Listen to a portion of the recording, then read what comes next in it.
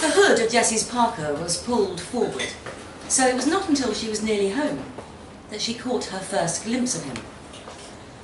A huge ginger Tom stretched out in their window box. He was squashing the purple crocuses her mum, Dawn, had planted there. A bit of nature to counteract all the car fumes, Dawn had said. When Jessie opened the gate, she realised with a start it was not a cat at all. The fox opened one eye. Jessie took off her rucksack and held it protectively across her chest. You could tell from the size of him that it was a male fox. The jangle of Jessie's keys didn't seem to faze him. She wanted to shoo him away, but something about him made her hesitate. Brazen, that's what Nan would have called him, if she was still around. This animal business was like a game, like the game, What's the Time, Mr. Wolf? Jessie thought. You stand with your back to the world and the world creeps up. You look round, but nothing moves. You turn your back again, and suddenly the creeping thing is right there, inches away from your face. Before the fox arrived, it had only been happening in the back garden. It began with the bird feeder Dawn had hung from the rusty spin-around washing line left behind by the people who previously lived in the house. Pigeons arrived first, strutting around the scrubby lawn. Blue tits waited in the bushes and flitted in the minute the pigeons flew away. Dawn bought more feeders and filled them to the brim with seed mix and fat balls. Squirrels with threadbare tails were tempted out of the beech trees that stood at the very end of the common behind the garden. The squirrels undid the lids of the supposedly squirrel-proof feeders, scattering the bird food onto the grass. Dawn had a notebook she kept open on the kitchen table, where she sat half the day, watching the wildlife through the patio door. She listed each creature she saw. 13th of March 2019. 7 pigeons. First ever goldfinch. Next door's cat. 3 squirrels. A magpie. 1 for sorrow. 1 rat. A rat? For God's sake, Mum, said Jessie when she came in from school and saw the list. They're all God's creatures, said Dawn, as if there was no difference between a goldfinch and a rat. Jessie stopped going in the garden after that, even though it was a good place to smoke.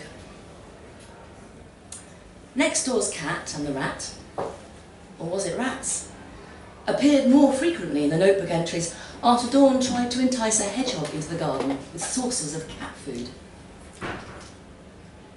And now, this fox had appeared, lounging like a king on his crocus bed. Later that evening, when Jessie came into the kitchen to say goodnight to Dawn, there was a fox-shaped shadow sitting outside the patio door. That's Reynard, said Dawn, gazing through the glass, a Mona Lisa smile on her face. The tulips, which had replaced the crocuses, were starting to go over, their red petals splayed open or dropped. When Jessie came home each day, the house felt different. She couldn't figure out what had changed. Perhaps it was Dawn, who'd taken to humming tunes Jessie didn't recognise. They were cheerful tunes and better than the usual silence. Jessie sat on the sofa to watch telly. A dark orange hair, tipped black at one end and snowy white at the other, lay on the cushion. Jessie held the wiry hair between her fingers. I went through the kitchen to show Dawn. Look what's been in here, she said. You need to keep the patio door shut. Said Dawn distractedly. A day later, Jessie found not just a hair on the sofa, but the whole of Reynard, sitting upright in Jessie's usual spot.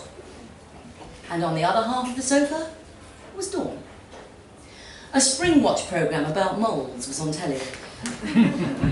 Dawn and Reynard were engrossed by the scenes on the screen, and neither looked round until Jessie coughed. Reynard's amber eyes rested on Jessie, unblinking. Dawn stroked Reynard's head between his triangular ears. "It's okay. It's only Jessie. She won't hurt you." There was a rank odour, like the smell when you walk past the gents, only stronger. When Jessie backed out of the room, Dawn and Reynard resumed their telly-watching. "Ray's quite tame, you know," Dawn said when she eventually came upstairs to find Jessie. "You'll come to like him. They're really dangerous. Look!" Jessie held out her phone to show Dawn. "One bit off a baby's finger." "You can't believe everything you read on the internet. There's all sorts of rubbish on there." As Dawn left to return to Ray, she said, "You know, in Russia, lots of people have them as pets. Not that Ray's a pet." Jessie listened over and over to the playlist she'd named Lonesome. Sam Smith sang "Stay With Me." A tear ran down Jessie's cheek. She wiped it away with her sleeve. She wandered downstairs to join Dawn. When Jessie sat in the armchair, Ray gave a low growl from the sofa, where he was lying with his snout on Dawn's knee. Dawn trailed her fingers along his back where the black bristles were blackest. Country File was on. A farmer was delivering a lamb with a whoosh of water and blood. Ray looked over at Jessie and licked his lips. The sun blazed down and Jessie was in the garden, digging little holes in the lawn to pass the time, now that it was the summer holidays. Mooching around, Dawn called it. The bird feeders were empty, as was the cat food saucer intended for hedgehogs, so there was no longer any risk of rats. Dawn was only interested in one type of wildlife now. Jessie could see Ray's outlines skulking towards the armchair, where he cocked one leg. The whole house smelt of Ray. Ray and fried chicken. The top two shelves of the fridge bulged with a roast chicken, chicken drumsticks, chicken breast pieces, turkey slices, and ready meals of chicken korma, chicken nuggets, and crispy duck pancakes. The bottom shelf contained 4 long boxes of free-range eggs, leaving a small corner for Jessie's tofu and corn. Ray sat at the table with Dawn, his bushy tail hanging down, curled around one of the chair legs. He was much bigger than before, the largest box Jessie had ever seen. Perhaps he was fluffing up his coat to give this impression. Maybe it was all the chicken. Jessie took her dinner of tofu chunks and microwaved rice to her bedroom. When Jessie went to clean her teeth before bed, Dawn had just finished washing in the bathroom. "Night," Dawn said to Jessie.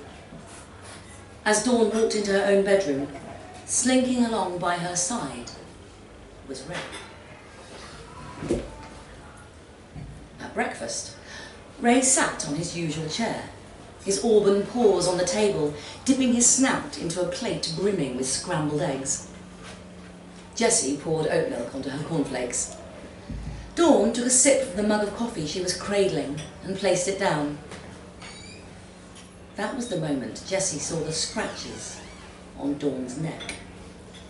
4 dark red lines, close together. Jessie frowned, then raised her eyebrows to ask Dawn what the hell was going on. "He was only playing," said Dawn. She spooned more egg onto Ray's plate.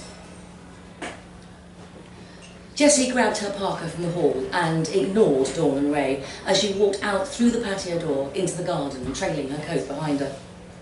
She pulled at the wire round the hole in the back fence, wriggled through the gap onto the common, and walked on and on, all the way to the beech trees at the far end.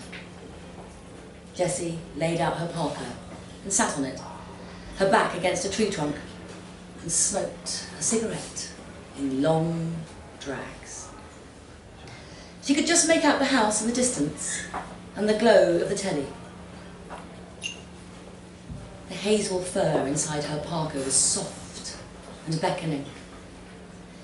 Jessie curled up in a tight ball in the hollow at the base of the tree and pulled her hood over her head.